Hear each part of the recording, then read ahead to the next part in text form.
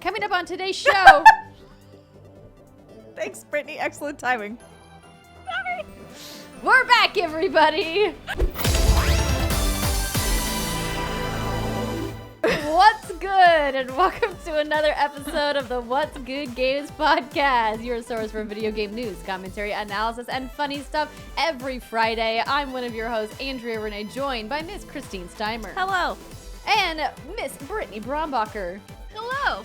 Welcome back, ladies. Of course, I feel like that intro was just I perfect. should be saying, welcome back, ladies. That's true. Aw, Welcome back. Steimer. It's so nice to have both of you here with me again. Yay, we're back. You Very rocked exciting. Steimer's soliloquy. You rocked it. Thank Steimer. you. Yes, you I did. was We very- had a lot of requests for more of those. I keep seeing them, I'm just ignoring them. I know you are. I'm like, I don't know, man. It's really difficult to talk straight for that amount of time.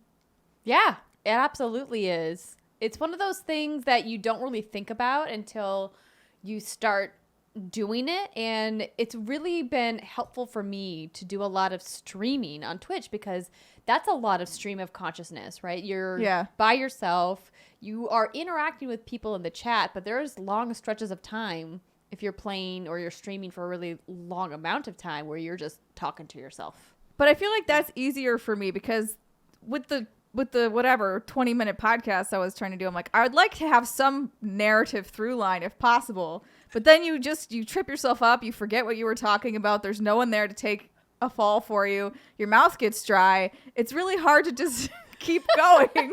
You want to take a drink, but you can't. You just like, it's like I had the entire glass of Shandong there. I think I took a sip once because I'm like, You did. I didn't think about the fact that if it's just me, I can't drink because I have to be talking the whole time. Yeah.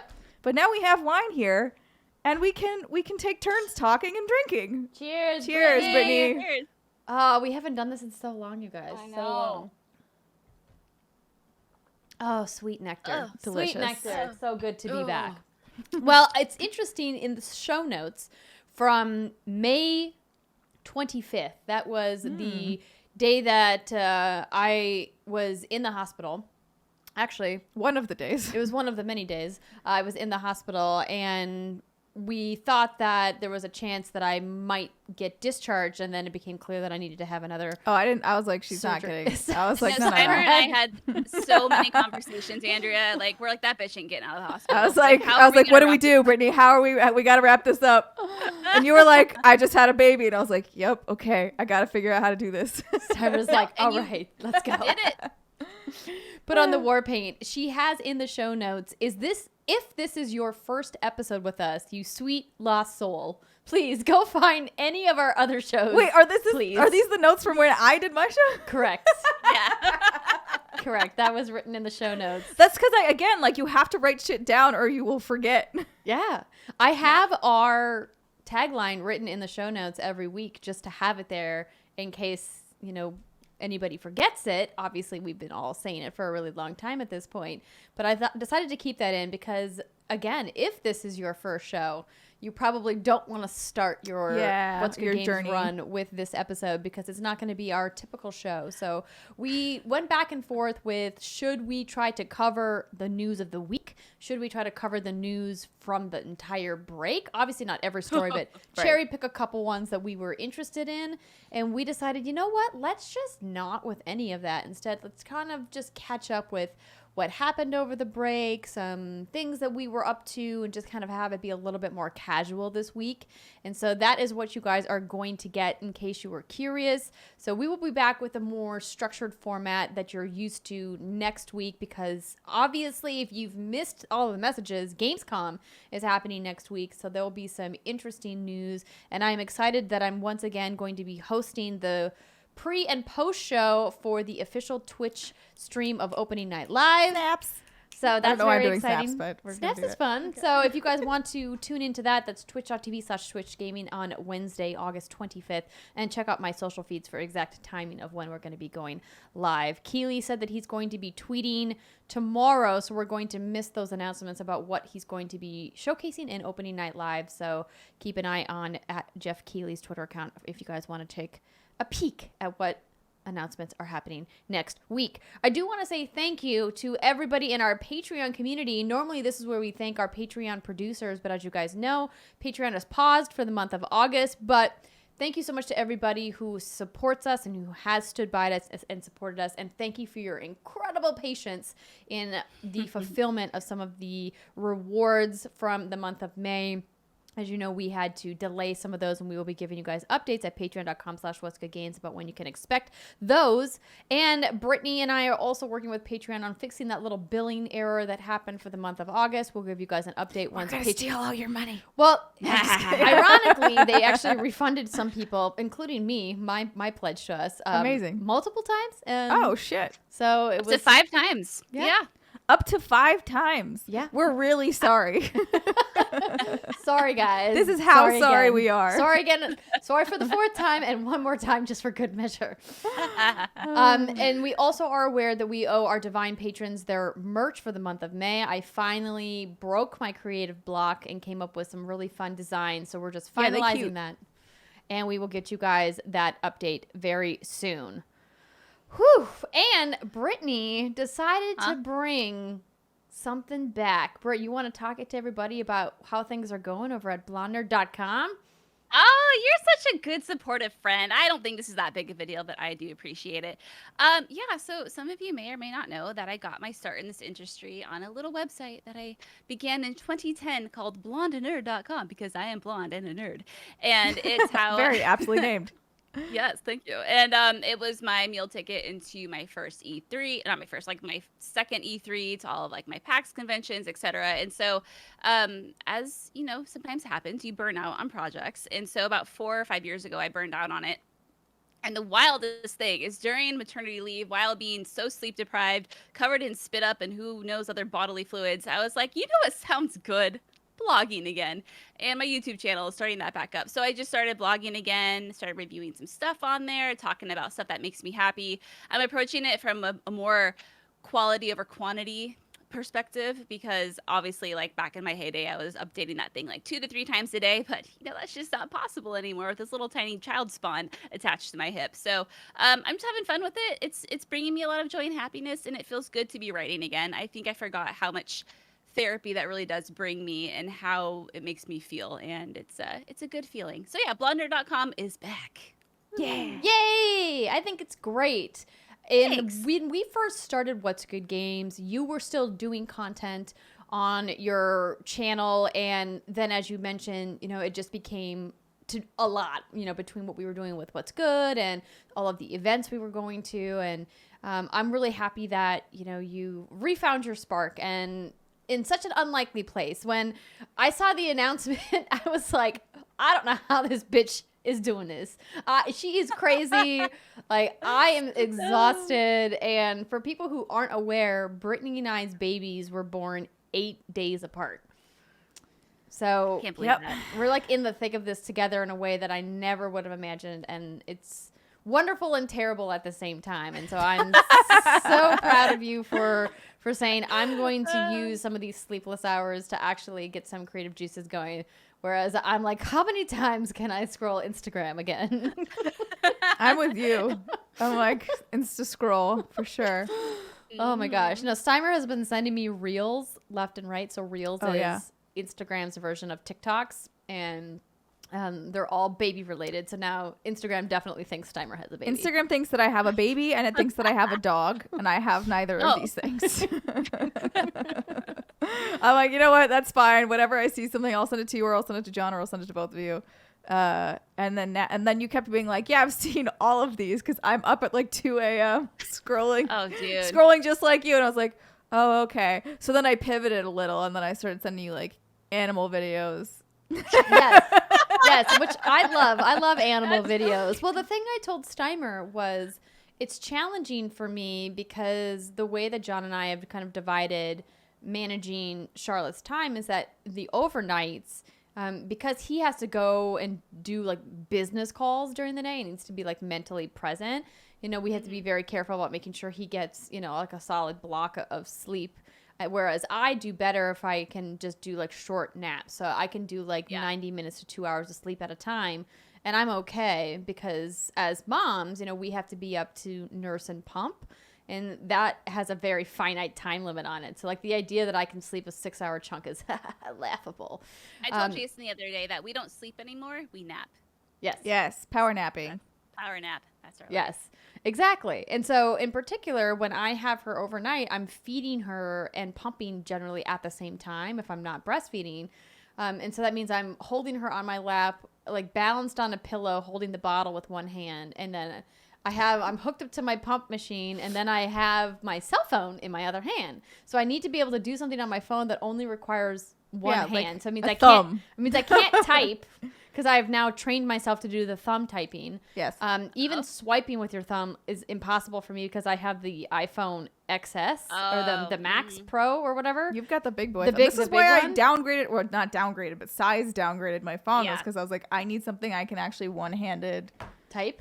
Not even type. I mean, I can, but it's still difficult. But navigate. Also navigate. Little baby hands, I do have little baby hands. I've dropped my phone so many times on my kid when I'm trying to like type something and overextend my thumb so I can like reach that key over there, and I can't, and it just drops. He's okay so far. He's gonna have a little. He's a hardy boy. He can handle it. Oh yeah, right. He's fine. He is fine. He's adorable. The babies will make an appearance on the show at some point, but these studio lights not the best thing for the baby's little eyes. Not super baby. Gotta get him some little baby sunglasses. Like, come out here with the baby sunglasses. Oh, we got baby sunglasses for Charlie. She just does not like wearing them. That makes sense. I feel like when you can barely see, the one thing you don't want is something obscuring your vision. Yes, exactly. Well, before we dive into what we've been doing on the break, I want to let you guys know that this episode of What's Good Games is brought to you by ExpressVPN. Internet privacy is more important than ever. Companies left and right are out there trying to steal your data, and using the internet without ExpressVPN is kind of like going to the bathroom and not shutting the door. Now that you've got that picture in your head, let me tell you why everybody needs a VPN. So even if you're a pro with incognito mode and you clear your browsing history regularly, your internet service provider still knows every single website that you visit. That's right, you guys. They see it all. And those ISPs can then go and sell that information to ad companies and tech giants who then use your data to target you as you scroll your way through the day, like we were just talking about. I was going to say, this is why they think I have a baby. Yes, they're selling your data. It's true. So why should you use ExpressVPN specifically? Well, ExpressVPN creates a secure encrypted tunnel between your device and the internet, so your online activity can't be seen by anyone. It's as easy as closing the bathroom door. Just fire up the app and click one button, and you will be protected by the #1 rated by CNET and Tech Radar VPN around. And it works on phones, on laptops, even routers, so everyone who shares your Wi-Fi can be protected. I use ExpressVPN here at home, and sometimes I remember to turn it on, and sometimes I don't. And let me tell you, it's obvious when I forget to turn the ExpressVPN on, because all you have to do is just search breastfeeding, and then bam, all of these different ads around breastfeeding come up, and let me tell you, some of them are weird. I'm just going to throw it out there. I can only imagine. Some of them are weird, you guys. So if you want to secure your online activity, you can visit expressvpn.com/whatsgoodgames today. That's expressvpn.com/whatsgoodgames, and you can get an extra 3 months free on your subscription. expressvpn.com/whatsgoodgames. All right, so I'm trying to think about where we should begin this conversation.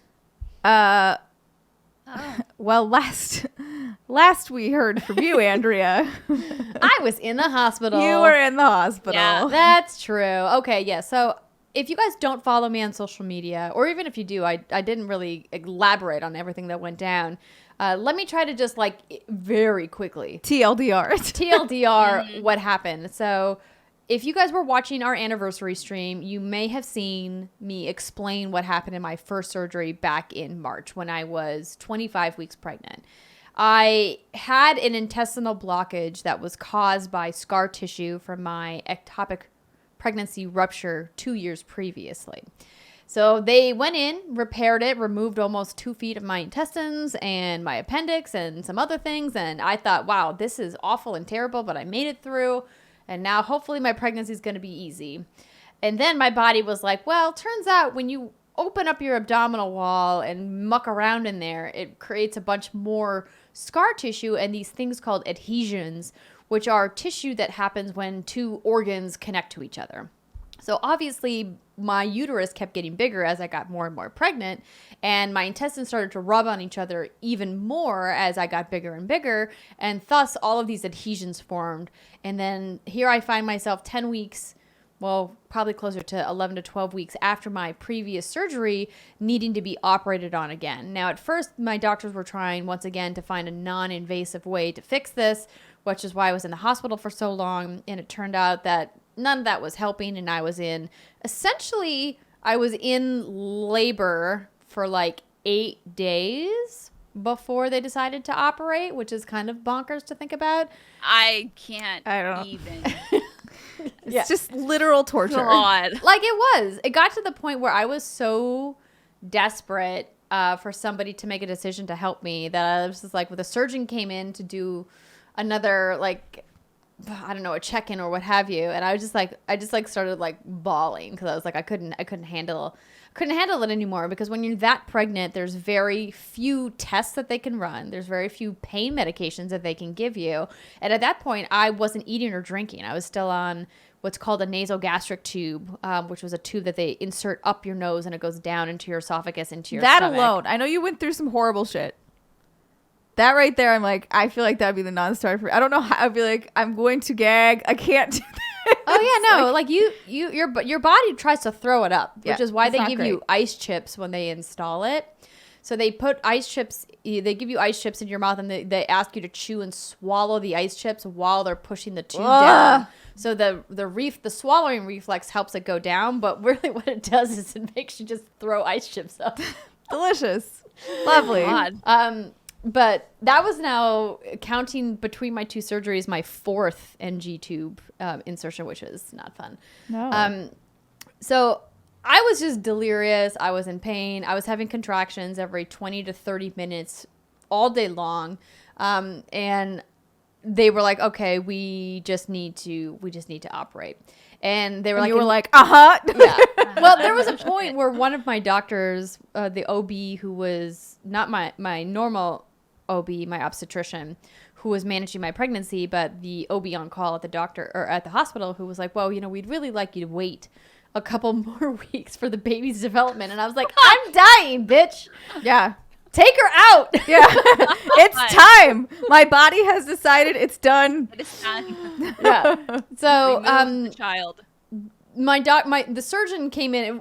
The irony was like the thing that actually like kicked off them making the decision to have the second surgery was that my liver levels started to drop. My liver levels. And your body was like, I'm going to shut down now. Yeah, pretty much. Yeah. That's what was happening, because the baby was draining all of my bone minerals, and my body was. They get to the point. You get to a point of starvation where your body starts eating your own muscle tissue. Yep. And that's where I was at. And John has some pretty scary looking photos, like in the thick of my hospital stay, where I just look like a hollow shell of of myself.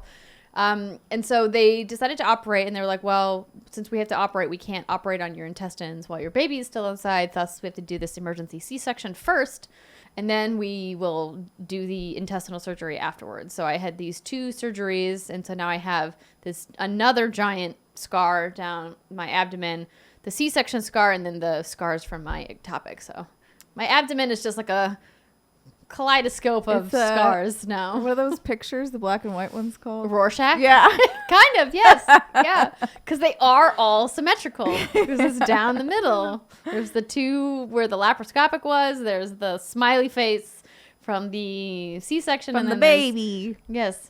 Yeah. That makes sense that the baby would be the smile. Yes. I mean, yes, exactly. I never thought about it that way, Steimer, but I like that. That makes it also a little less terrible. But when I was in the thick of that, thank you to both of you for just stepping up and saying, we're going to just take care of everything with the show, because of course, I'm like thinking about all the responsibilities with work and what am I going to do, and thank goodness. We were like, you're going to do nothing. You're just going to get better. Thank goodness I didn't have anything booked for E3. Oh my God. It was just like, I had the wherewithal to be like, maybe I shouldn't book anything like this close to my due date. Smart. Yeah. Smart. Because I feel like prior Andrea would be like, I can do it. Yes, exactly. Exactly. But that's like the TLDR. I won't go into all like the dirty details of how my recovery was and everything. But the good news is that Charlie came out healthy. She only had a short stay in the NICU, the neonatal intensive care unit. And we were able to go home about 7 days after my surgery. And then I was able to recover at home because... Was it that long? I guess it was. Yeah, it was. Well, but the thing is like the real shit of having surgery that is it involves your intestines, as anybody listening knows, and a couple of you have actually reached out and talked to me about your personal experiences, so thank you for sharing, is that you need to pass gas or poop before the surgeons will even consider letting you go home. And that's to make sure that everything is working. Everything You've makes sense. You cut your intestines and then restitch them. Yeah. They want to make sure that things are flowing normally, because otherwise you could get sepsis and a bunch of other really bad things. Yeah, you can just die. Yeah, exactly. Yeah. But the pain of having the surgery is intense. And so usually they give you some kind of opioid, like morphine, when you're in the hospital, or, oxycodone, or a variety of other like opioid class drugs to help manage your pain, because, your body's been cut open. And when you're pregnant, you have very limited amounts of pain relievers that you can take. But even those limited amounts of pain relievers slow down your motility, or the speed at which your intestines move. And so you're in this place where you're like, I can take pain medication to make myself not feel like I'm dying, or I can forego the pain medication to see if I can get my intestines to work faster so I can leave the hospital quicker. Oh my God. I feel like my choice would be pain meds there. I mean, I know it's not. It was in the beginning for me, because I was like, I'm dying. The beginning, it's like, hit me with your best shot, what please. do you got? Drug me up. Yeah. Yeah, I mean, not to mention when you're pregnant, or even after you're pregnant, pooping is a very hard thing to do alone by itself, without the pain medications that Andrea was talking about, or any of the surgeries Andrea had. So, girl, I feel for you. Thank you. Can't even. I didn't even think about even normally. Okay, well, shit. This is anytime. Just gonna say, this doesn't sound fun. Like, I think Charlie's adorable and I think Jason's adorable, but that sounds terrible. Well, your colon is like traumatized after birth, whether you do vaginal or C-section, because your baby has been smushing your colon for months at that point. Like, they've just been like chilling down there, being like, squish. How dare? Yeah, it's rude. but everything about creating a baby is rude. Those babies, let me tell you, at no point were any of my doctors worried that the baby was getting the nutrition it needs. No, they're like, it'll take it. They're like, it'll take what it needs. They also weren't caring about me, which is why I had to advocate for myself, because they're like, the baby's fine. The baby's taking what it wants from you. Hello? Trust us. And you're like, at some point, this runs out. Right? Because the reason why I was in such a bad place was because I lost so much of my my fat stores and my mineral stores from my first surgery. Yeah. You didn't have much to go off. No, I didn't, because I didn't have enough time to recover, because my post-op, the first time, was really challenging trying to get food back into my system. But this time, thankfully, it went much faster, because now that you didn't have a giant baby. I didn't have the baby inside me anymore. Yeah. Yeah, I remember when you were like, I'm eating chicken. And I was like, you're eating chicken already? That's amazing. I know. It was so exciting. I was like eating tortilla chips and guacamole. I was nervous for you, though. I was like, are you okay? Are you going to be okay? Are you sure you want to eat this? So should I get you some soup? I did wait a good long while to have like raw vegetables, which is those are very ironically tough the on your things I needed to eat the most. All the healthiest stuff is the hardest to digest, but yeah. Oh boy. So that was Andrea's story. Yeah. Brittany. Don't look at me. What do you mean? I can't follow. No, okay. I mean, I had the most boring. So like, you at least did something. It's true. You also created life. I did. Yeah. Just less traumatically. I wouldn't call it less dramatic. No, it was traumatically. Traumatic. Yes. Hopefully it was not as traumatic. I hope not. It wasn't, was it? Okay, good. And forgive me for, I'm not trying to sound boastful or brag here, but I had a very, very, very easy overall pregnancy and a very easy birth. So, Girl, I mean, I just want to say before you continue, There's nothing to be ashamed about. You're not being boastful. It made me so happy that you did not have to go through any of the bullshit that I had to go through. I'm so happy that you had this beautiful birth experience. And I'm just like so glad that everything went well. Like seriously, like Yeah, I love you, and like, you. I never wish what happened to me onto anybody at all. And I would never be like, you don't understand what it's like, because like birth should be this beautiful, wonderful, magical experience, you know? Like, so that made me happy that, you know, you came out of it with some really colorful expressions for how your body felt, but that you weren't traumatized in any way. So okay, no, without further ado, continue. Okay, so I got what is called a membrane sweep on a Monday, and if you don't know what that is, go ahead and Google it. You might be a little traumatized. Are you sure you want them to Google it? Go ahead and Google it. Go ahead and Google that. If and you're feeling brave. If you're feeling brave. At this point, I was 40 weeks and 2 days, so I was just a little overdue. And I got the membrane sweep, thought I was going to die.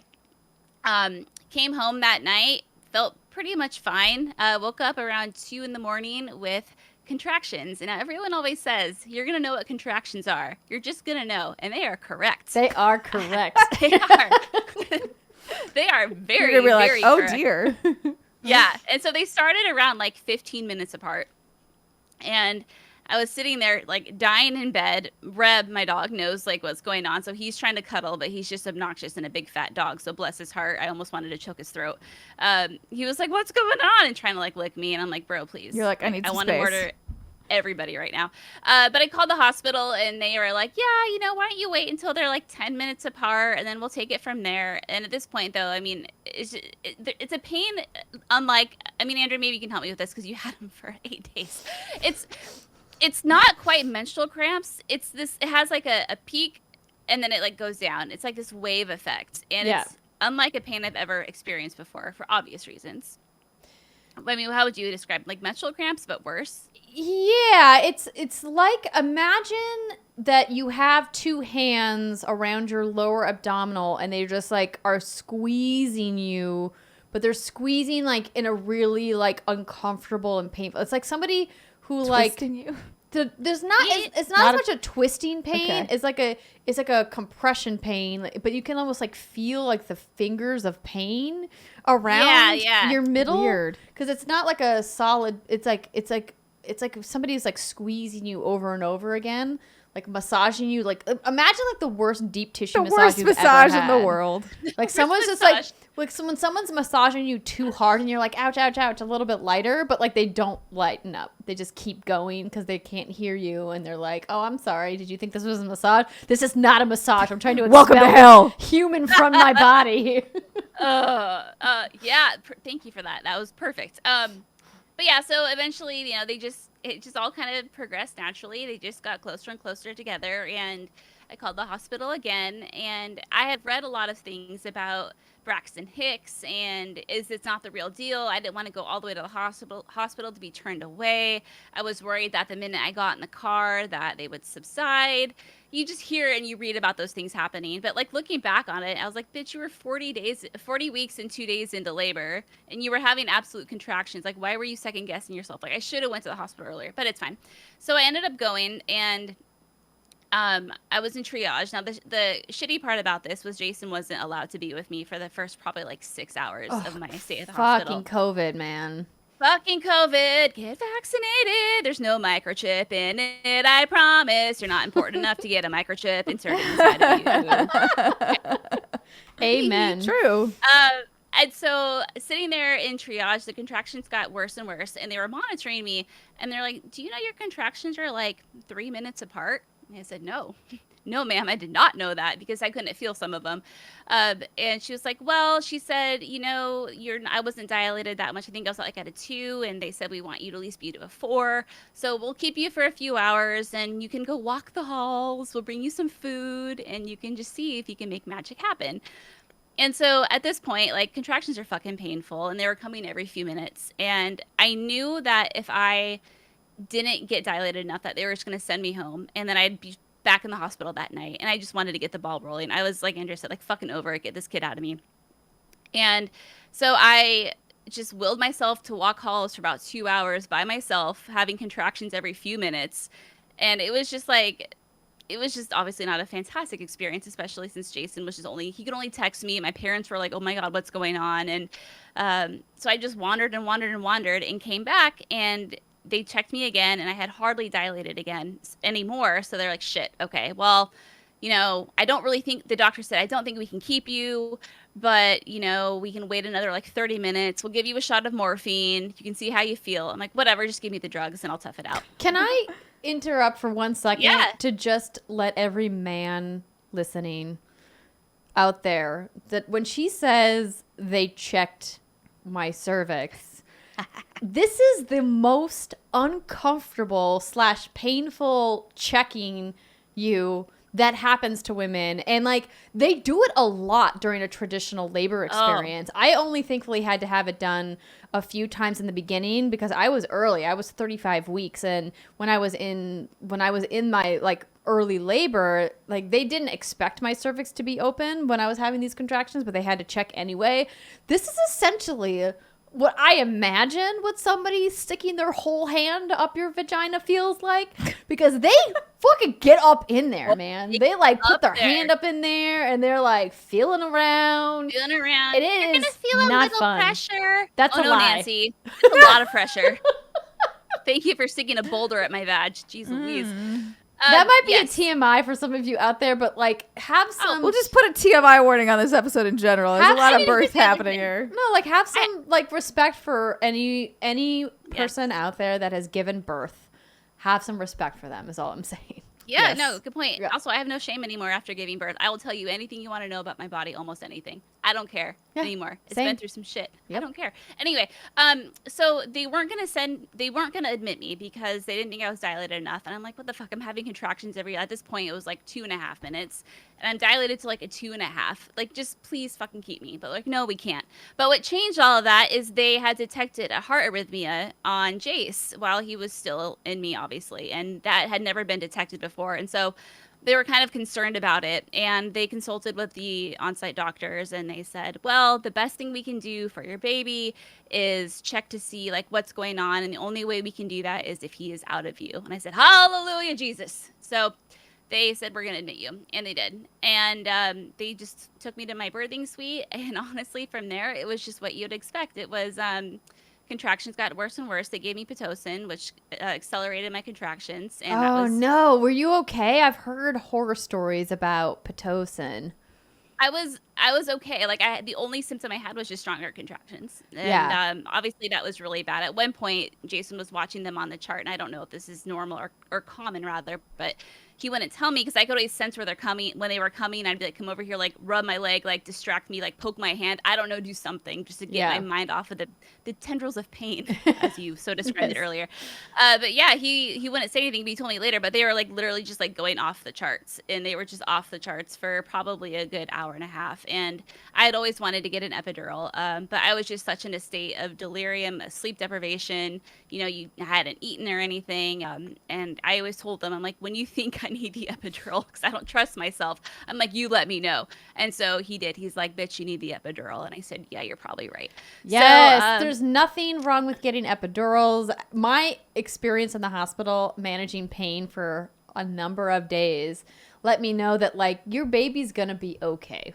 There's very, very few instances where a baby is not okay when a mother takes pain meds, and it's like so rare.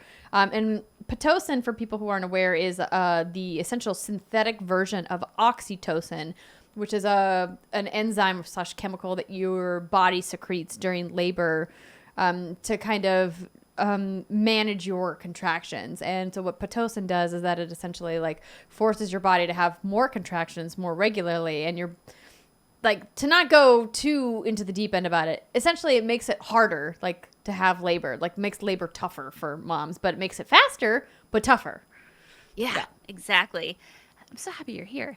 And I got the epidural, and it was a godsend. It was literally, like, one of the best decisions I've ever made in my entire life because while I was dead from the waist down, I felt like I had 2 big 500-pound sausages as legs. I was able to just sleep while I continued laboring, and I couldn't feel anything. Or if I started to feel a contraction coming on, I just pushed a little button and doped myself up even more, and I just slept. I just slept until it was time to push, and then I pushed that little fucker out of my vagina, and here he was. Hooray! And that's how babies are born. Here on What's Good Games, we are willing to tell you about the game of life, which is birth. Absolutely. I mean, there's no, like I said, there's no shame anymore. If you thought I was like gross before, oh, you ain't seen nothing yet. But no, it was. I mean, vaginally giving birth is for me, the epidural worked as it should. I felt no pain whatsoever at any point. One of the nurses in there, I had like 8 women in there. I think it was mostly because they were worried about the heart arrhythmia, which ended up going away, thank God. But she was like, just pretend like you're taking a really big poop. I'm like, okay, I'm worried that's going to make me tear really bad, but let's see how it goes. And I did fine. No worries if you were worried about the condition of my vag. But I was able to get it out and get him out. Get it out. I mean, it's an it. It's all an it. You don't even care at that point. Like, you don't even realize. I can only imagine. It is exhausting. It took me like an hour and a half of pushing. Oh my god. Oh my god, girl. That's a lot. Yeah. Oof. It was a hot minute. Yeah. But there we go. And that was it. And then after that, like I told the ladies, I feel like Kratos punched me in the vag. Oh God, what a world! It's how we all came into this world, you know. It's how we all came into it. Well, technically, I came in your way. Yes, which is C-section. The scalpel way. Yes, the smiley face way. Which again, so before this happened to you, I was completely unaware because my mom never talked to me about any of the stuff she went through with me or my sister. So I was a C-section baby because my sister was a C-section baby. She was breech. Mm-hmm. I had no idea you are awake for the C-section in my head because how would I know, right? This is not a thing I'm really researching on my free time. In my head, I was like, they just put you under and they cut the baby out and I don't know, right? Like, I just thought that's how it worked. Oh. And then she was like, my mom explained to me, because when you were in the hospital, I was talking to her and I was like, yeah, I don't know. And so I told her that. I'm like, yeah, they'll probably just like put her under. And she was like, no, you're awake during a C-section. I was awake during you. And I was like, what? So funny story about that. I was supposed to be fully under for both of my procedures because they were going to be doing both of my surgeries at the same time, which is why my husband wasn't allowed to be in the operating room with me. Because when you get a C-section, generally your birth partner, whether it be your spouse or a friend or your doula or whoever you've designated as the person to be there as your number one, like BFF in the operating room, they're allowed to be there with you because you're awake with this thing called a spinal block, which is different than an epidural. And because I had to have this major invasive abdominal surgery immediately following the C-section, they had told John, we can't have you in the operating room because the anesthesiologist needs to maintain, her levels, and so you can't be in there.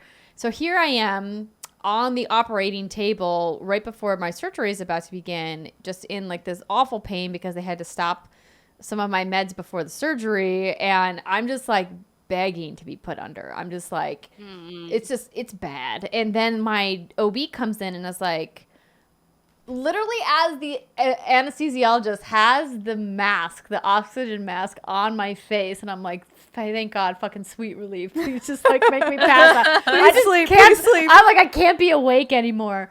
The doctor comes in and is like, oh, wait, what are you doing? We need to do a spinal block. And the anesthesiologist is like, pulls the mask off and is like, wait, what? Oh my God. And I was like, no, please just put me under. I cry out in the room. These 10 people are like preparing for this fucking surgery. Oh God. And I'm like, please, I can't be awake. And the doctor comes over and is like, well, it's better for the baby if we do this. And I'm like, I hate you, lady. I hate you. We love our kids, but those babies, man, no one gives a shit about us. Yeah, so they pulled me up onto the table. Baby incubators. Yeah, and but the way that a spinal block works, which is fucking like not great, y'all, is that they take a little bit of lidocaine and they inject it into this area of your spine. And then they take a really big ass needle, which gratefully you can't see because it's behind you. And they poke these different sections of your spinal column, trying to kind of map this area where they're numbing your body. So the difference between like a spinal block and an epidural is that I essentially lost all function in my legs, whereas an epidural, there's like levels of function that you can get and levels of like the paralysis. It's not technically paralysis with an epidural, but it's almost like paralysis. It's like morphine paralysis. Yeah, with a spinal block. Just like, ugh, can't move. And so here I am awake, and like they poke you in the spine. They're like, "Where do you feel this?" And you're like, "In my left leg." And then she pokes you again. She's like, "Where do you feel this?" And I'm like, "In my right butt cheek." And she's like poking your spine until they essentially map out like the entire area, and then you're numb. And I remember them laying me back on the table, and I could still wiggle my toes. And I'm like, I can still feel my toes. Don't start the surgery. Oh, shit. Well, yeah. And she's like, don't panic. It's fine. I'm gonna be like, I am panicking. She's like, it's going to start to feel warm and fuzzy in just a minute. We're not going to start until you're fully numb. No, I would be flipping out. I was like, oh, yeah. I was hysterical. Like, because like, this is me, like, had them pulling the oxygen mask off. And I'm like, God, please, no. No, so this is a much more minor version of what happened to you, obviously. Yes. So I have had gum grafting surgery, which is a very unpleasant surgery, and I take care of your mouth, everybody, because it's not good. And basically what that means is my gums were receding in certain parts, so what they needed to do was they cut. This is like the medical episode of Let's Get Games, by the way. I know. They cut the top of your mouth, roof of your mouth, skin from there, and they sew it onto your gums. In my head, I was like, I'll be asleep, because for my wisdom teeth, they completely knocked me out. And I was like, it'll just be like my wisdom tooth surgery, and it'll be fine, and I don't really care. But they didn't. I mean, I was a little skeptical because they were not telling me the things that they told me before with my wisdom teeth surgery, where they're like, no food or drink or anything like that. They gave me zero of that prep, and I was like, well, because I know it from before, I'll just not do those things. But this is suspicious. And then sure enough, I got into the room and I go to lay down. I'm like, great, where's the gas? And they're like, no, this is a local anesthesia. Like we're just numbing you and doing this. I start crying hysterically. No. I was especially, I think I was like 19, right? I'm still fairly young. And I was not having it. And I cried through the whole surgery, and they were yelling at me to stop crying because it was messing with them being able to like do it. I'm like, I am stressed out. I thought I was getting the gas and you didn't give it to me. Why? Didn't they just give it to you after? Because I didn't know this at the time. The place I went to didn't have an anesthesiologist. So there was no way for them to have put me under because they didn't have the people or the equipment to actually do it. But I didn't know how to advocate for myself, and I didn't know how to ask the right questions before going into it because, again, was very young at the time. So before you go into any kind of surgery, you should probably ask and know what you're comfortable with and make sure you're getting that experience, because there are some people who also don't get put under for wisdom teeth, and that's just local. Wow. So whatever, I would say, like, make sure you're asking questions. Make sure if you feel like you're going to flip out, you ask for local anesthesia, and you make sure you're getting the medical care you need and want. Woo! Because, good Lord, it's unpleasant. Advocating for yourself is incredibly important in a way that I fully learned through both of my hospital experiences, but I can't imagine thinking that you're going to be under getting this, and like getting tooth surgery or mouth surgery is like so invasive because you're like, your mouth is just particularly sensitive. Steimer, like, that's boss. I can't believe you made it through. Are you kidding me? Miss Lady over here with your double intestinal surgery. You're like, oh my God, you got skin. You're like, oh my God, they took skin from the roof of your mouth and put them on the middle of your mouth. I know, but like that shit's hard too. Like, I'm not like, it's tough because like every experience is different. I look back on my experience now, and thankfully I can look back on it and go, that shit was fucking hard, but I survived. Yeah, you did. Yeah. But it's not to like negate anybody else's of course not. experience. No. You know? Yeah. Like, or not to negate we're just pointing out the obvious. I'm just pointing out that Yeah. you are very tough and you would have been fine. I mean, listen, Andrew, I was freaking out when I wanted to get my wax and take a shot beforehand, and Steimer was like, "Oh no, I was like, you don't." do not do that before any sort of waxing. You will thin the skin. You will rip. the alcohol. It will You be remember that? not good. Yes. Friends, we had a fun catch-up chat. Gosh, about a month ago, I feel like it was. Yeah. already. And we were just talking about anything and everything but video games, which was amazing. So kind of like this And- podcast. Exactly. Yeah. And I was like, I gotta get a wax because you know the COVID wasn't as bad. And I was like, I'm gonna take a shot beforehand because that's just painful. And Steimer's like hell you are, bitch. I was like, And you are going to take some ibuprofen and that's it. No, and then I said, don't take ibuprofen Or because you not- can't. It's the, Tylenol. Oh, Because when you're pregnant, you can only take Tylenol. That's it. Because when they sent me always home forget from about my that. first surgery, you know what they sent me home with? Tylenol. Oh, I thought they were going to say ibuprofen. Like, And my mistake. MFM, my maternal fetal medicine specialist, when we told her that, she was pissed. She went on this epic rant about male doctors not understanding what pregnant women can and can't have. And she's like, I can't believe they sent you home from surgery and didn't give you proper pain medication. And I was like, thank you. I thought I should get more than Tylenol. And she's like, I can't believe you went home with just fucking Tylenol. Oh my god. Oh, but yeah. No, pregnant Ripping women peps. get a bad fucking rap. Let me tell you. They are deprived of literally fucking everything. And then when you are done being pregnant and you're a new mom and you're breastfeeding, you're still deprived of almost fucking everything. I mean, you can eat more food. Like, let me tell you, I've been going ham on some sushi. Because Sushi. Deli meat over here has been my jam. Deli meat. I'm going to make a confession. Never gave up deli meat during my pregnancy.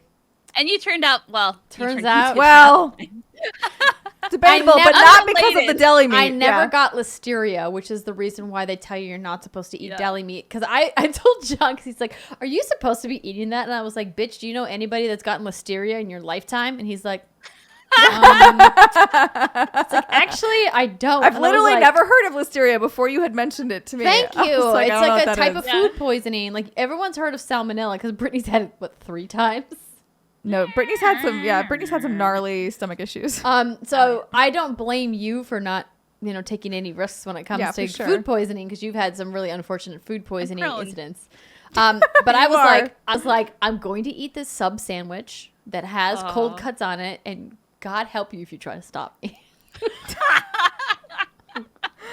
I'm doing it. I'm doing it. Do it. And I turned you out did. okay. And I didn't eat sushi though. I think one time I took 1 piece of spicy tuna on crispy rice when you yeah. and John had Yeah. ordered it. And you guys were both very good about not getting things that I couldn't eat during my pregnancy, which was very kind of you. And there was a couple times when we would be out here doing the podcast when John would order sushi because he's like, she's not going to have to watch me eat it. Yep. Oh. But there was a time when you guys got which was raw tuna, and I was like, I'm risking it. I'm doing it. And I ate it. Sure, and I it's was like, fine. It's covered in soy sauce. It doesn't make it not raw. If I it's covered in know. soy I sauce. know. But I gambled and won. I rolled the dice and came out on the other side. But then I had 2 crazy surgeries. So, karma again, was like, unrelated I to saw the that. sushi. Yeah, it was like, I saw the deli meat and I saw that piece of sushi. Double surgery for you. Oh, man. So I did not have anything removed from my uterus, thankfully, over the past few months. Good. That's good. Because I also wasn't growing anything in there, so it would have been really gnarly if I'd had some. That's for the best, I think. Because Yeah. if all 3 of us were managing our uteruses at the same time, it could have gotten real bad. Yeah. Yeah. No. So what were you doing, Steimer? I was living life as much as you can live it during a pandemic. Yeah. I mean, we had that brief window of before Delta really started kicking up where I was fully vaccinated and I was able to go out to dinner a lot. And I ate a lot of really good food. So that was really nice. That sounds And lovely. And then here we are. Dot. But anyways, aside from that, I mean, there's stuff that it's in the works that I'm not ready to talk about yet. But other than that, I honestly haven't been playing very many games, and I technically have no excuse. Like both of you, I'm like, yeah, you have babies and you're doing stuff, and I'm just tired from living in this world. And I finished. Steimer, don't say it like that. It makes me nervous when you say I'm tired of living in this world. It's exhausting. You mean tired of living in the world of the pandemic. Among She other said things, tired of yes. living from well, I can't fucking remember. Whatever. Anyway, What? Steimer, we love you. Oh, I don't yeah, know. no, I love you too. Yeah. I mean, so the last you heard from me was the soliloquy, and I was talking about playing Mass Effect 2, so I obviously finished that, and then I went on to Mass Effect 3, and I feel like the chunk of time I had with Mass Effect 1 through 3 was really almost one of the highlights of my year, because... Ooh, are we going to transition to talking about games right now? I mean, I literally have nothing else to talk about. What Well, else have I done? I'm glad that you brought that up because I want to take one quick okay, there we go. break Yeah. and give you one more word from two of our fantastic sponsors. This episode of What's Good Games is brought to you by HelloFresh. What is HelloFresh? With HelloFresh, you get fresh, pre-measured ingredients and mouth-watering seasonal recipes delivered right to your door. Skip trips to the grocery store and count on HelloFresh to make home cooking easy, fun, and affordable. That's why it's America's #1 meal kit. HelloFresh offers 50 menu and market items to choose from every week, from vegetarian meals and calorie-smart choices to extra special gourmet options. We love how easy the recipes are to follow, and they all come with visual cards that you can keep to make again anytime you want. I've done that with several recipes. The fall harvest is officially on with HelloFresh. Can you believe, ladies, it's pumpkin spice time already? Yes, I'm excited. I'm so ready. Bring it on. I saw candy fall. corn in the store, and I got excited. Oh, shit. You can count on seasonal recipes like pumpkin cinnamon rolls, and Friendsgiving ready sides, as well as fresh, high-quality ingredients that travel from the farm to your front door in less than a week. So I was just telling the ladies about our most recent HelloFresh escapade, which was called Cheesy French Onion Chicken. Oh, And sounds so it is good. this delicious meal where you get these lemony roasted carrots, this garlic bread, and then this chicken, obviously French onion soup. I'm sure y'all are familiar with it. It was just a really nice, cozy meal to have at home since, like, we're all stuck home anyway right now. So you know what? May as well make it as homey as possible. Definitely would recommend it if you see it in your menu options. So if you want to try out HelloFresh, go to HelloFresh.com/whatsgood14 and use whatsgood14 for up to 14 free meals, including free shipping. To try America's #1 meal kit for yourself, go to HelloFresh.com/whatsgood14 and use code whatsgood14 for up to 14 free meals, including free shipping. This episode of What's Good Games is also brought to you by Felix Gray. Let's talk about blue light glasses and the ones that started it all. 5 years ago, Felix Gray realized our eyes weren't meant to look at screens all day and designed glasses to make daily screen time more comfortable and your workday more productive. Now more than ever, Americans spend more time on computers, phones, tablets, gaming devices, and so many other sources of blue light. Felix Gray glasses are not like other blue light lenses. They filter up to 15 times more blue light, which can make screen time tough on eyes. And of course, it's disruptive to your sleep, as if an infant wasn't disruptive enough. Other common symptoms include sore, tired, burning, itching, or watery eyes, headaches and migraines, sore neck, shoulders, or back, poor sleep and fatigue, and difficulty concentrating and inability to focus. All things that sound, let's admit it, awful. Major blue light sources in your life that you might not be aware of include smartphones, tablets, computers, TVs, Kindles, even LED light bulbs can contribute blue light in your life. But Felix Gray has solutions both in prescription and non-prescription lenses. You can check out their full lineup of frames at felixgrayglasses.com/games. They offer classic frame styles made from acetate and hand finish for a durable, lightweight, and really comfortable pair of glasses, like these clear Roblings that I'm wearing right now on the show at youtube.com/whatsgoodgames if you want to check them out. If you guys can feel your screen time dragging you down, and let's be honest, some of you out there are like, you know what? I've been dragging my feet getting these blue light glasses. Try the best in blue light with Felix Gray.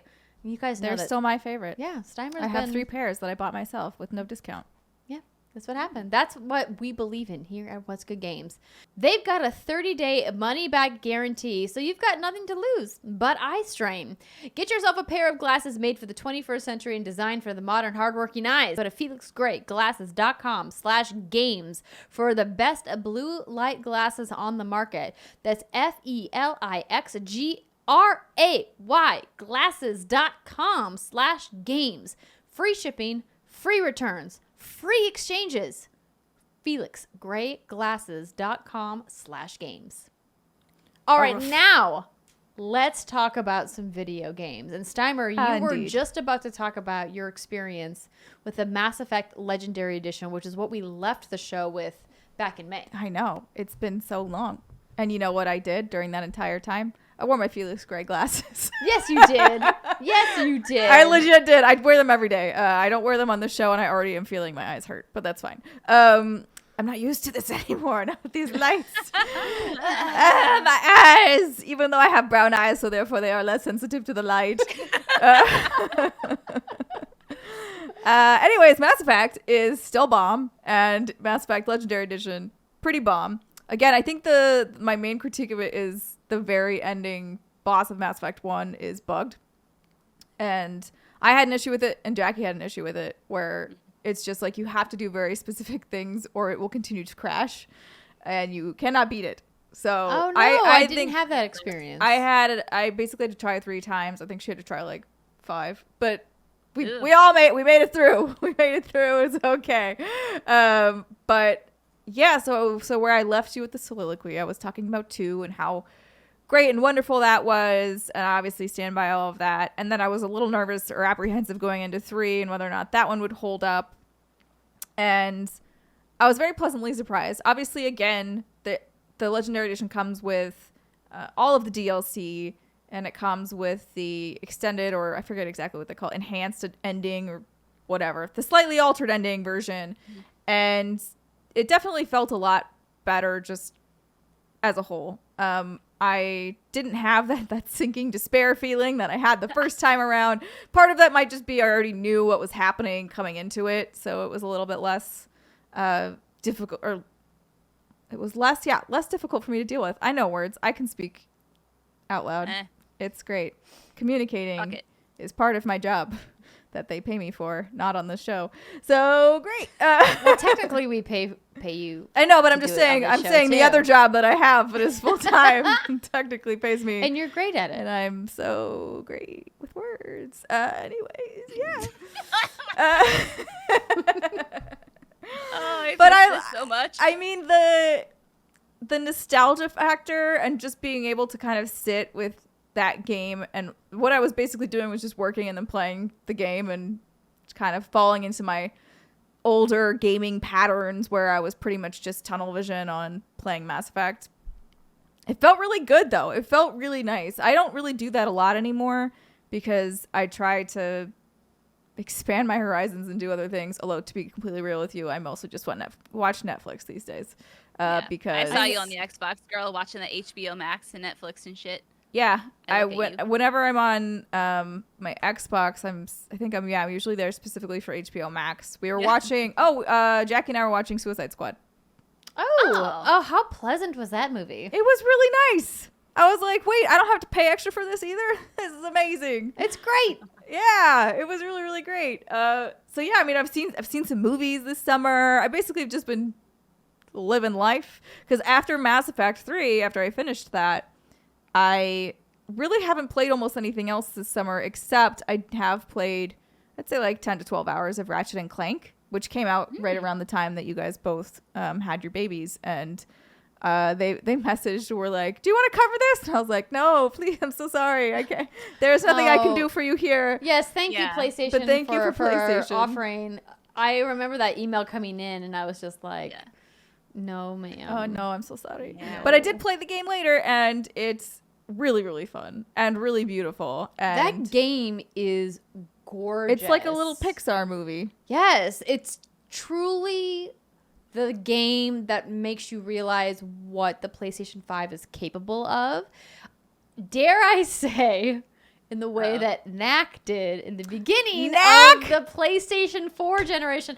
No, that's an oldie but a goodie. Listen, Not really that much of a goodie, but it's certainly an oldie. Listen, you can hate on Knack as much as you want, but when that game came out, graphically, it showed what the system was capable of. Look at all these balls. They're all individual. They fall apart. They come back together. It's magic. That was a thing, though. Like, oh, I know. Every generation has its graphical leap. And these last 2 generations, the leap wasn't as noticeable in a lot of games. But I think that PlayStation has done a good job of saying, hey, we're going to roll out this one game that's going to be like the tech demo of games. And from PS3 to PS4, that game was Knack.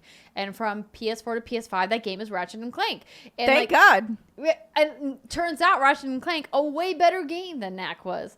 Obviously, Insomniac has been making great games for a long time. And I watched John play all of Ratchet and Clank. I haven't actually played it and gotten hands on myself, but I watched him while I was holding the baby, essentially play that game, because he was always like, let me just take a brief soliloquy in the middle of your talk about games, just to say, God bless John Drake for always saying, let me hold the baby so you can play video games during these first 3 months of Charlie's life.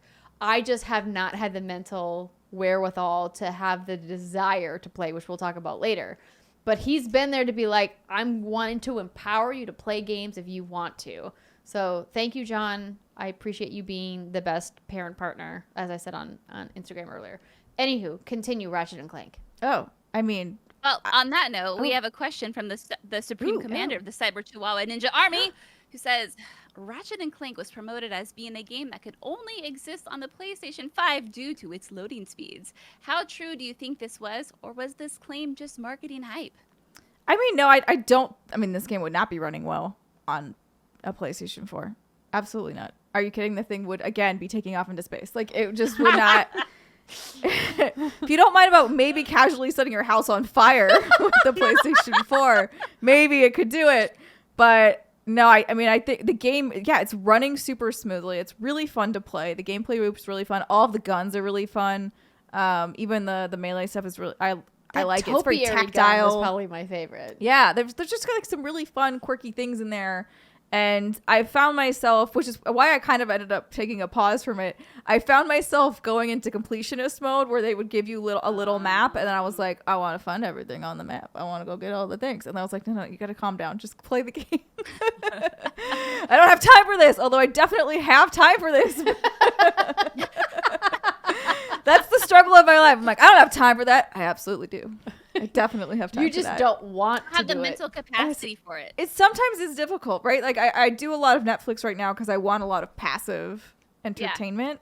And that's what I've been leaning towards versus something more active like a game. But if I really have been enjoying Ratchet and Clank, so like I should really hop back into it. And once you get going, it's easier, but it's just kind of the mental hurdle of, okay, I have to be like comfortable on my couch. I have to be like set up properly. Is this good? Or is my controller charged? Are we ready to go? And I mean, it's stupid and those are really lame excuses, but that's where we are.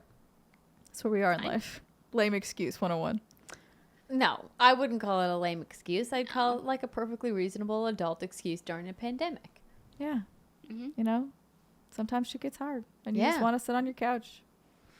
I'm very sad that I have not gotten to finish Mass Effect Legendary Edition. I stopped in Mass Effect 2. My amazing husband, as I mentioned. Oh, yeah, that's right. Yeah, brought it over. Yeah, brought the Xbox Series S to the hospital, but it was only in the first couple of days that I had when there was a brief moment in the first couple of days where I would take when you weren't starving to death.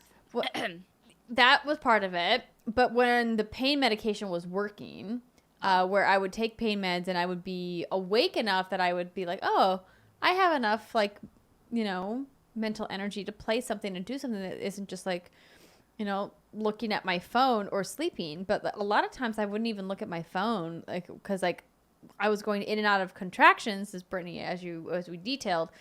You can't really do much mentally when you're in a contraction. Other than except for curse this world and everyone in it. Try to not focus on the pain. But when I was properly pain medicated for the first couple of days, I was like, oh, I could play some Mass Effect. So I did. And he brought the game screen over and I played a couple hours. And then I got, progressively darker. My psyche, that is. And Yes. so I stopped playing because I just like, I can't. Nothing's distracting me from the pain. So I never went back to finish it. I did one session of Mass Effect when Charlie was home in the early days, but because she was premature and we brought her home, she didn't have the same cycle that a normal newborn would. And so we had to be a lot more vigilant about waking her up because newborns are generally really sleepy, but premature newborns are like, I'm supposed to be like fully cooking inside still. So like you have to actually physically wake them up to feed them. Otherwise they won't get enough calories to keep getting bigger. And so it was just like we were constantly like in this weird cycle of like trying to sleep ourselves when we could, and feeding and waking and feeding and diaper changing like any newborn parent goes through. And I just couldn't play games. And so I still have not gone back to finish. I'm like stuck in Mass Effect 2 at the mission, the Vermeer mission. I think I just completed. Yeah, that makes sense. Yeah. I also tried Mass Effect when I brought Jace home. I think I got to the Citadel and I'm like, oh no, like this is not a game that you can play with a newborn. Like you need something passive, something you can pause, something that doesn't have a whole bunch of story where you can just kind of coast through. But I feel like I've seen you playing stuff. So what are you playing, Brittany, with your newborn? I've actually been able to play real compared to like what I used to play, nothing. But sure, yeah. Pretty proud of myself. So like John, Jason has also known that gaming is my happy time. It's my happy place. It's what I need to keep a safe mental energy about me. So he's also been really lovely about being like, just fucking play video games and let me take the kid. I'm like, yes, sir. So I've been playing, I have a little list here because I can't remember anything. Sea of Thieves: A Pirate's Life. Shout out to one John Drake. Yes, shout out to one John Drake. Fantastic. He was so excited about that announcement when I came out at E3. I'm so like happy that he gets to work on such cool stuff. I can't wait to go back to Disneyland one day and be like, oh, one look day. at pirates. Yeah, it was really good. And I mean, I've talked about it on this show in particular, so much about how I never thought I'd go back to Sea of Thieves because the PvP, the nerfing, the community, it just turned me off. But the great thing about A Pirate's Life is most of it is instance that you can't run into other players and they can't kill you. And so by becoming reintroduced to Sea of Thieves through that DLC, Jason and I found out that we really love this game. And we have proper expectations when we do play it that like, hey, someone might find us and they might sink our ship. But you know what? That's okay. Like we're more in for this for just the escape because that game is gorgeous. It's beautiful. The sound water. I is remember so the water good. being just like so meditative. Yeah. Very It beautiful. is. It really is until a pirate ship comes. Right. Until anybody else comes around. And then you get it's like, griefed into quitting. There was a time when Jace decided he wanted to eat. I'm like, cool, we're out in the middle of the sea. I know exactly what's going to happen. As sure as shit, big old ship came by and just blasted us into Davy Jones's locker. But it was fun. It was good. It was a really fun experience for Jason and I to play together. And then I've been playing the Great Ace Attorney Chronicles, the first one, which is, I think you all know what that is. Fantastic. I had a really great time with it. I object. Pokemon Unite, the MOBA. I've been playing that. You've been playing the MOBA?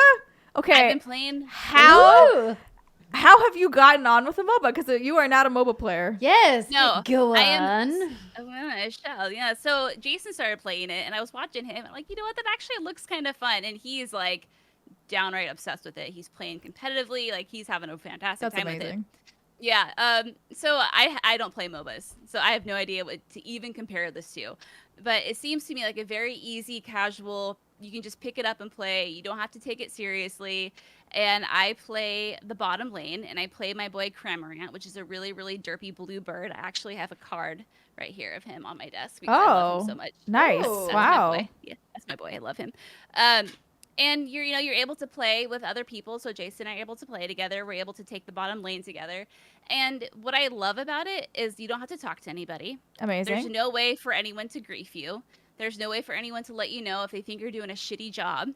And after you play a match, you don't ever have to see those people again. There is voice chat that's integrated into it that you can turn on, but I just don't. Yeah, do you're that. smart enough to turn that off. Oh, absolutely. But it's free to play, and there are some, I say light pay to win mechanics in the game. it's the kind of, and maybe this is typical for all MOBAs, but even if I were to put maybe $100 into this and buff my character as much as I can, and you do that with held items that you acquire in the game, the Pokemon themselves, there's no progression system or anything like that. I could not carry the whole team. So even if I pay to win myself and I defeat all my one-on-one encounters, the team could still get just Stomped. And Yeah. Exactly. Yeah, they can totally just get stomped. So where it becomes tricky is when you're playing a team that's collaborating, who's actually talking together, and that they've all actually put the money into it. That's when the big disadvantage becomes very apparent. But I would say maybe Wait, what can that you buy happens. them? Because like that's not normal. I would say for most MOBA purchased items are Cosmetic. There's not a lot of No. items you can actually boost. So in with. this game, there are cosmetics, but it has like 3 or 4 different types of currency.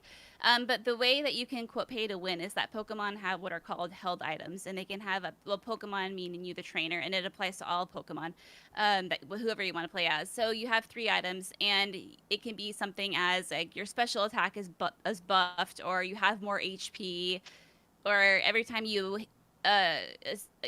absorb enough damage, you'll do like an offensive attack, getting rid of that damage.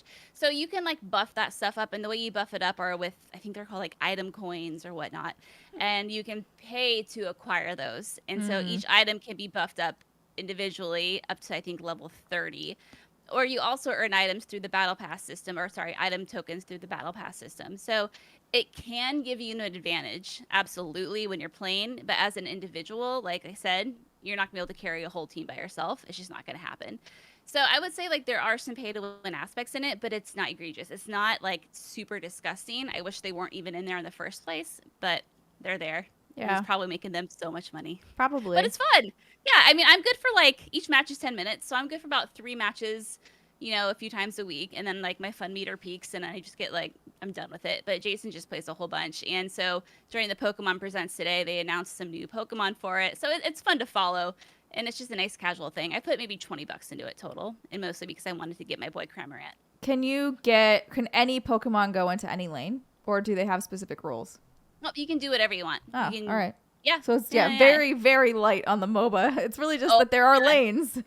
There are lanes. Maybe like they'll, modify it so it gets more specific later on, because there are ranked matches. There's casual and ranked. I have only played the casual matches, and obviously in ranked, I think it doesn't matter. It's just mostly call what you want, and people probably aren't gonna do what they say they're gonna do. I can't tell you how many times the whole like gang has come in the bottom lane, so we have like 5 folks down there. Amazing. One in the top or in the jungling, is that what it's called? Yeah, Yeah. jungling. Look at me with the lingo. You got Look it. at you. Hey, It's thank interesting you. because, like, obviously in any MOBA, all the characters can go into any lane. That's not where they're supposed to play, right? There's characters that Suboptimal.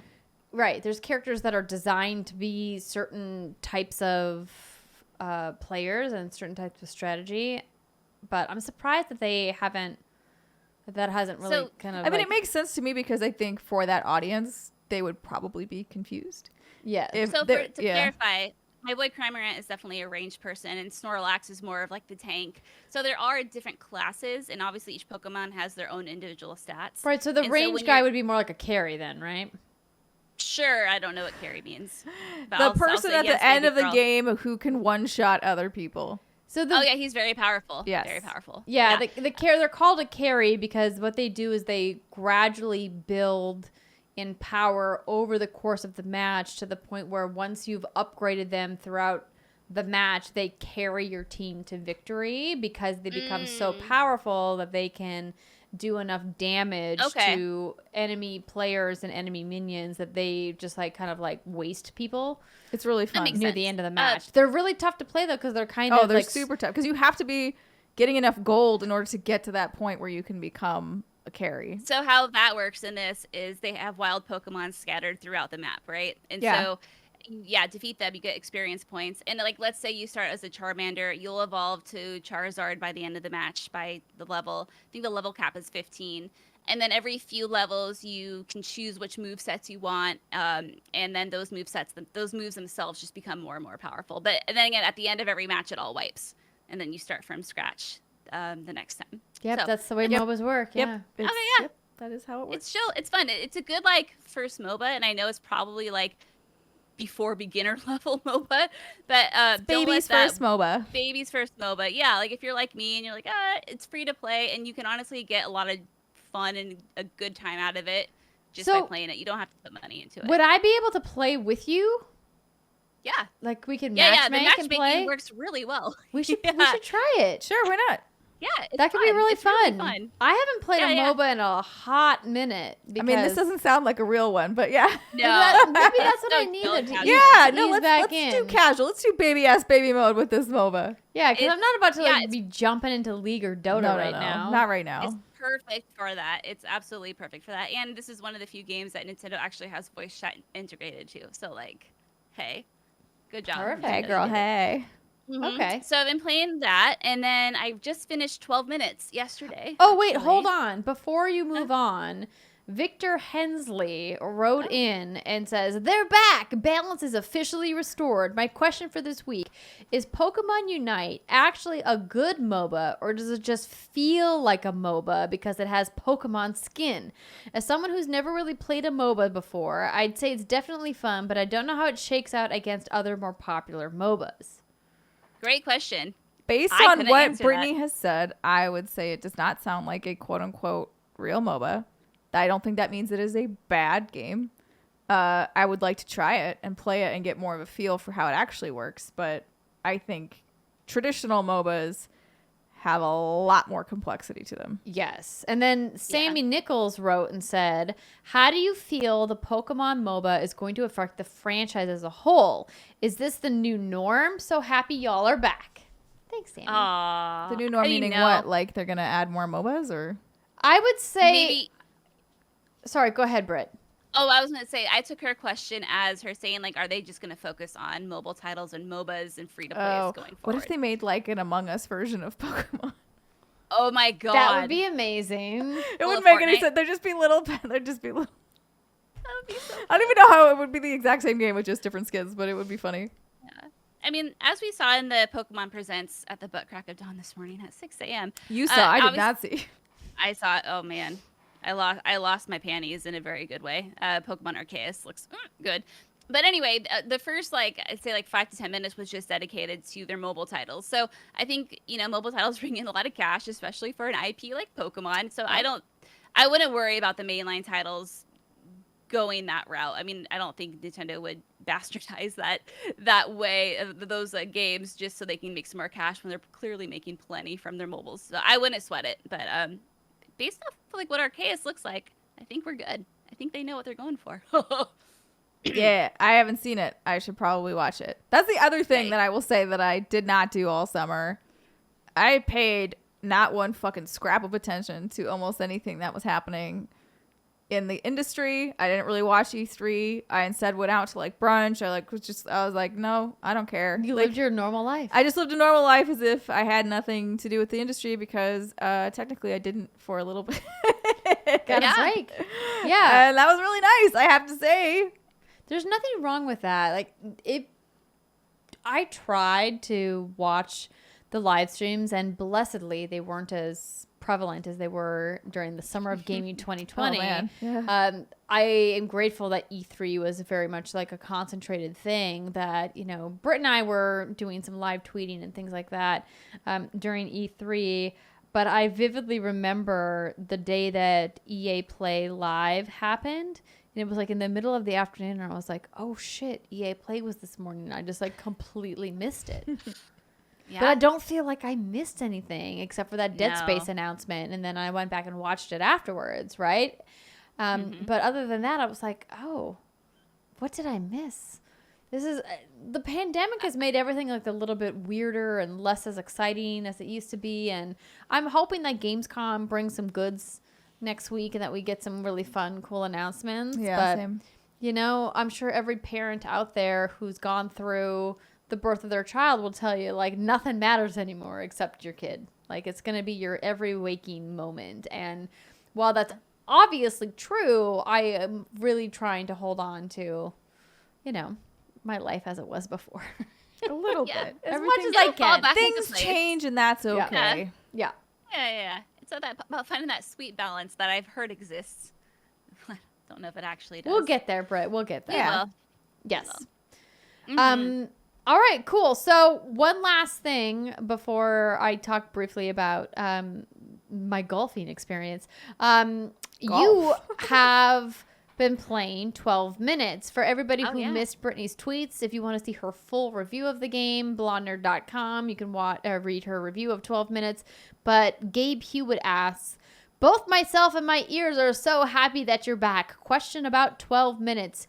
Do you think games hiring Hollywood actors to voice act is good or bad for the industry? So just kind of keep that in your mind as you talk about your experience with this game that looks pretty cool. Was it as cool as it looked? I thought it was really cool. It's an interesting one because I feel like everyone has a very different opinion on it. And so 12 Minutes is a game developed by one man, Luis Antonio, and published by Annapurna. And it follows a man who comes home from, I assume, a day at work, and he finds himself in a 12-minute time loop that repeats over and over again. He comes home, his wife is trying to set up a romantic evening. It's all sunshine and rainbows. And then this creepy-ass detective comes in. He's like, oh, your wife's a murderer. Shit hits the fan. The game starts over again. And you're like, what? Or the day starts over again. And the whole point is you have 12 minutes to figure out and gather as much data as you can during each loop about what the truth is and what really happened and what's actually going on here. And so it's a really interesting premise. And Steimer, I think you would really like this game because it's an adventure game, point and click, but it has this interesting little like time loop aspect to it. And what I really, really liked about it is that there's so many different ways to manipulate the game and manipulate each scenario because you're going to have to do a whole bunch of different shit to start getting the info that you need. And thankfully, the whole game takes place in a very small apartment. You have a living room, you have a bedroom, you have a bathroom, and you have like a little closet. And the tiniest things from the mugs in the living room to the knife in the kitchen to the light switch in the bedroom, like they all have serious ramifications as to what can occur. And you're going to die a lot in this game, but your character retains all of the knowledge from previous loops. Oh, that's so nice. What's helpful about that, is that you don't have to do all of the grunt work again. Instead of, you going to your wife and being like, hey, I think I'm in a time loop. And she'll be like, oh, well, yeah, prove it. And you can't. You can just say a line of dialogue and she'll be like, oh, shit, you're right. And then you'll just have to have that one repeat dialogue every time you start over. But there's a fast forward button and it takes literally 20 seconds to have. And then from there, you can kind of like start playing around and figure out like, okay, like, what happens if I do this? And what happens if I do that? Oh, shit. What can be a little frustrating is that I think we all have our own like idea of what we would do if we were in that character's shoes. Like if you knew you had 5 minutes before someone comes in and is going to kill you and your partner, right? Right. You can think of a million different things you would do, but obviously in a game like this, you can only play with the cards that you've been dealt with. And so you can only do certain things because the game wants you to do it in a certain way. So there's a few times when I would do something and I'm like, okay, this is going to get me the result I want because it's common sense. But the characters sometimes don't have common sense. They rarely do. Isn't that the rub of it? Yeah. It's like, So I would say like that became an issue just a few times. And I never found like the puzzles to be the word going around online was obtuse. I know some people really struggled with them. I only got really stuck at one point towards the end of the game when I actually had a message to the creator and be like, help me. I've been here for 2 hours. Please help. I do not know. Help me. I do not know what I'm doing. I don't know about the rubber chicken with the pulley in the middle. That's a very specific joke. I was going to say I don't get it, but I'm sure it's a reference. I don't understand that reference either. It's Monkey Island. Oh, well, there you go. But to go to Victor's question, so it has obviously an amazing cast: Willem Dafoe, Daisy Ridley, and James McAvoy, I believe. And I know what Daisy does, but like any of the other actors, I'm not even gonna pretend like I'm a fan of their works. I couldn't even tell you anything. James McAvoy, isn't he Baby Professor X? He's in that one show you guys like, or something. Yeah. Mm-hmm. James McAvoy. Yeah. I'm like, that's the correct person. He's also he's also in his Dark Materials. Oh, yeah. I saw that on his IMDb page, and I'm like, I know they know what that is. Yeah. So, yeah. I didn't realize he was in this. The cast, I thought, did an incredible job. I know Blessing from Kind of Funny on Twitter, he wasn't impressed by their performances. And what can be hit or miss is that this whole game is top down. And so you don't really get to see the characters' facial expressions or, it's all carried by voice. Exactly. And so I think that might be a little off-putting to some people, but I thought the actors rather, did a really great job. And I mean, I try to show some slack because this again was developed by one man, but sometimes the animations could be a little clumsy. Sometimes the UI can kind of like bug out a little bit, and sometimes the audio kind of trips over itself. But there was nothing really there that hindered my experience with the game. It was just once I kind of got in the groove of it, it was like, I see what this game can do, and I see what this is all about. You just really can't put it down. At least I couldn't. Yeah, And it sounded even really on a- interesting when I saw. Sorry, I didn't mean to cut you off. No, go ahead. Because yeah, we saw it. We were at all of us at the Xbox press conference in 2019 when it had the reveal trailer. And I remember we were. I don't know about you, Andrea, but I know Steimer and I were like, "Oh my god, this looks so cool." Interesting. Yeah. That seems fun. And again, part of me being in my own little hobbit hole has been that I didn't even realize this game came out until I think I saw you tweet about it. And I saw some other people. And I was like, oh shit, I guess that game came out. Yeah. It's on Game Pass. Guess I should check it out. Yeah, you should. I think you would like it. Yeah, no, again, it was one of the games I was really interested in when I saw it announced. And normally if I'm interested in a game when it's announced, I feel like I usually end up liking that game. I'm not. Yeah, I don't. took me like I'm very 7 specific. hours. Yeah, I'm 7 planning hours to to finish. play, just like I'm planning to play a bunch of stuff. Like I have Boyfriend Dungeon downloaded on my Switch. Play Fantasy. Same. I need to download that. It's just like, when am I going to find time? Because right now I've only been playing very light games, like Mario Golf, Gario? Super Rush, and of course Animal Crossing because it's easy. I mean, that's like comfort food, right? Which Yeah. is Yeah. why, again, part of why I enjoyed Mass Effect so much was just like, this is the comfort food and I need it right now. Yes. Nom, nom, nom, nom. Oh, and I forgot though that Mass Effect 2 introduces those QuickTime Paragon and Renegade events. Paragon Renegade. And yeah. let me tell you, those are not parent friendly. No, 'cause definitely not. You put your controller down, and you're like, I'm fine. And and like, then I'm you not miss one, fine. and you're like, shit. Oh, no. But yeah, so basically, I don't need to bore you guys with me talking about what's happening on my island. I've built a bakery. That's Ooh. so Can I'm we wor- bake I'm working- cookies? Yes, we can. Okay, I great. miss cookies. I want cookies. So I have just been working on some really light things on my island just because it's something I can do while I'm pumping late at night if I'm not holding the baby and I don't feel like reading. But I have gotten back to reading because I'm trying to finish Rhythm of War because I never finished it. Oh yeah, you need to finish that. Yeah. So I can maybe finish it. Yeah, because Steimer's been borrowing my books, I'm but still now on they 6 of Crows. Oh, they've put out new info about the Wheel of Time series from Amazon, though, and now I'm like, God, do I have to go back and reread the Wheel of Time? I've never There's- read The Wheel of Time. Oh, Steimer, it's so good, but But it's how many books is it? Like 14 15? Oh, it's close. long. At least Wow. it's done. Yeah, it's finished, but like, let me tell you, the books in the middle of that series are sometimes a little Dry. dry. Yeah. Gotta But pour a boy, little oh boy, sauce. does it come to a really tumultuous and wonderful ending.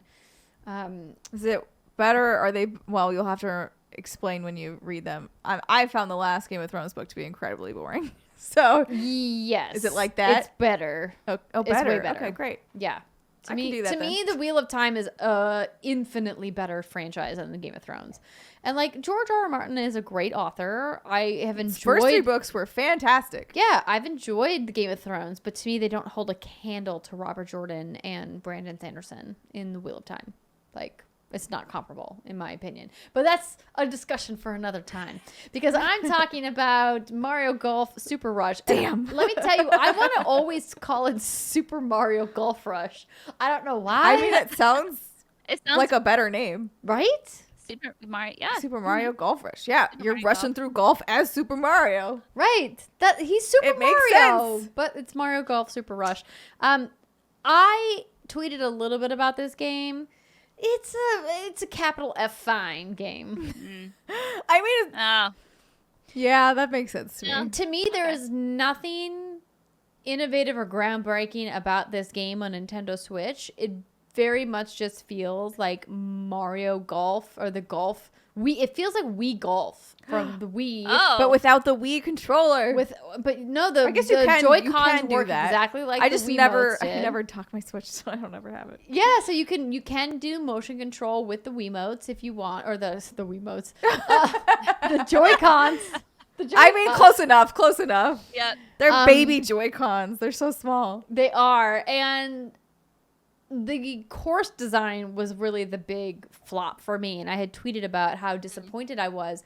The world of Super Mario Brothers is so rich and diverse with the types of, iconography, whether it's underwater or in the clouds or in the Mushroom Kingdom or in the desert, or all these different places they could have gone, and there's only like 3 courses, and it's Wait, what? Yeah, essentially. Oh. Like, as far as, like, the courses, there's a couple different courses in the same area. So you mean there's 3 main zones? Right. Okay. And it's, to me, that was a huge disappointment. And everyone's like, well, wait for the DLC. I go, fuck that. There should have been in the main game. I don't have to wait for DLC. And, like, or if you do, just wait a really long time and then get it all bundled together for the same price. The graphics aren't where they need to be, and this has been a constant criticism of mine with the Switch, is that, like, they need to be better. There's been other mainline Nintendo games, particularly in the Mario franchise, that have done way better with graphics. Like, I was very disappointed in the way the graphics looked, even in handheld mode.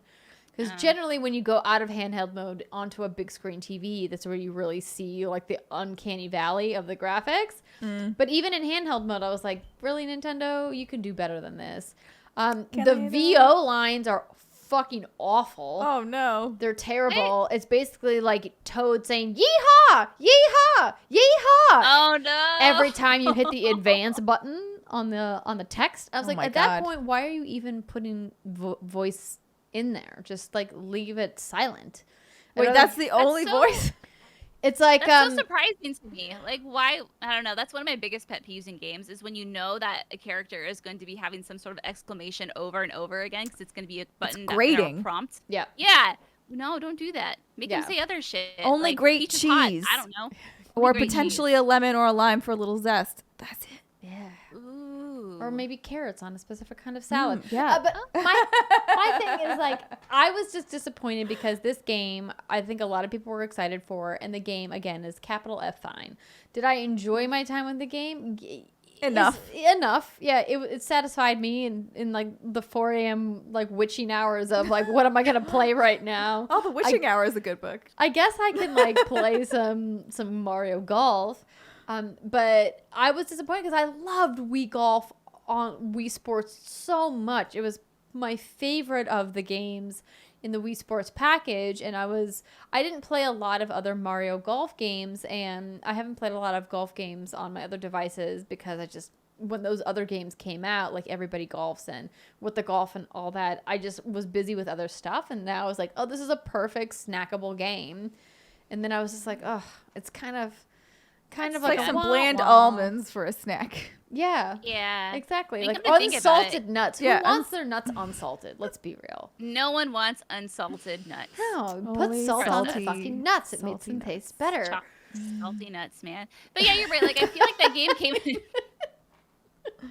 Oh dear. I feel like we're back, ladies and gentlemen. I feel like that game kind of came and went, and no one really talked about it. Now that I think about it, or maybe that was because I was off in my own little world. I don't even know when that game came out. Who knows anymore? Again, I'm like, don't what's know. real at this point? I'd have to go back and like fact check myself with all the things that may or may not have happened over the past couple of months.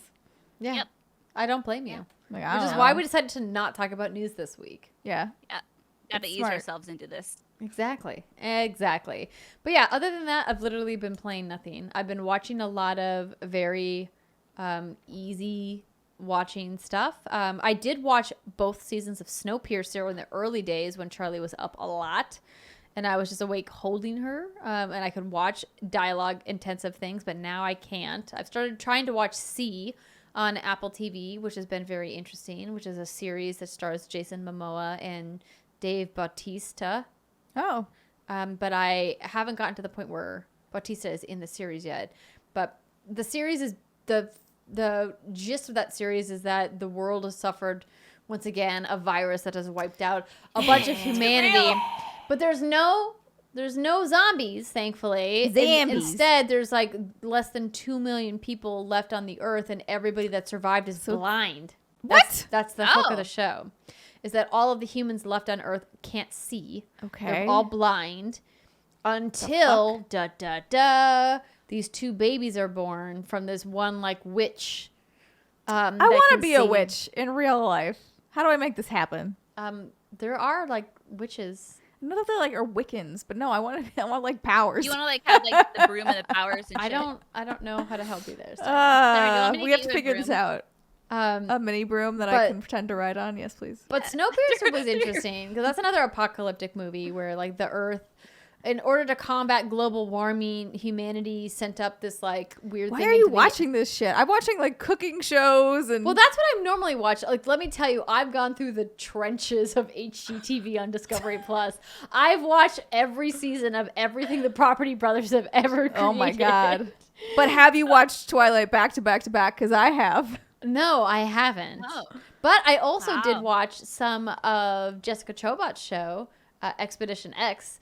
Let me tell you, that show is scary. I don't know how she does what she does. She loves scary things. She's though. a brave lady. I was watching this one episode where they're like deep in the fucking Amazon jungle. And she's like, it's just her co-host, and this guide out in the middle of the wilderness in the jungle, and they're going to this like abandoned mine where apparently the local tribe hears like people like death screaming from, and I'm like, nope, Oh, wow. no thank you. Oh my god! Yeah, I know. I'm like, she lives for that shit, so that's probably a dream come true for her. But I, Yeah. I I had Honestly, to stop, even I had to being stop alone in watching the the Amazon. show. Even watching her do the show was giving me like the heebie-jeebies. heebie-jeebies. Yes. I love you. I was gonna say it too, but I didn't, and I wish I had. Aw, Oh. it's okay. Do you want to do it again? Even watching that show was giving me the Heebie-jeebies. heebie-jeebies. Well, close enough. Damn Delay. it, internet delay. Oh, good enough. But yeah, so I've mostly just been watching random stuff on the. I watched a lot of the Olympics when my dad was visiting, though. Oh, A lot yeah. of track and field. True, we did 'cause watch. I forgot that even happened. yeah, the Olympics The happened. Olympics did happen. Did. Are they over? Watched a little They're bit. over. Okay, yeah. They've been over. Yeah. Yeah. I don't- Did we What win? year is it? I have no idea. The United States did pretty good, but not as good as we normally do. And I'm obviously chalking that up to a lot of athletes having difficulty with their training during the pandemic. Yeah. But I just want to say one quick thing. Simone Biles is a national fucking treasure. And Yes. if you Yeah. for one Yeah. second thought that she was weak because of what she went through, then you're a fucking asshole. Don't That's listen all to y'all. Those facts. people can go suck a. That's all. Those people can go eat a can of unsalted nuts. That's correct. You eat your dry, bland ass nuts and think about That's a your lot life. of calories too, by the way, just so you know. Person. Jackasses. Oh man, but that's all I got. That's all I got for this episode. Unless you ladies have something else that you would like to chat about. Nah, girl. No. We've I'm been you know, rambling this all- is taking a lot of energy out of yours truly. I'm not used to this. I know. I know. know, We're going to sleep deprivation, rebuild the but I think it was- resistance. Exactly. I had to rebuild it back up, and I'm out of energy drinks, and because you can't really have too I was many. about to say when you you're- should. Nope. Can't. Nope. have Oh my that. god. Nope. Jace on energy drinks. Oh God. Woo! Baby, just so hype. It's gonna be great. It's gonna be great, everybody. Welcome back to What's Good Games. We're glad that you are here. We love you all. If you are interested in what's happening with Patreon, patreon.com/what'sgoodgames. Set a calendar reminder for yourself. If you canceled your pledge, we are going to be starting all that up on September 1st. We would love to have your support because, as we always say, we can't do the show without your support at patreon.com/what'sgoodgames. We love y'all. We'll see you next week. Have a great weekend. Bye, everybody.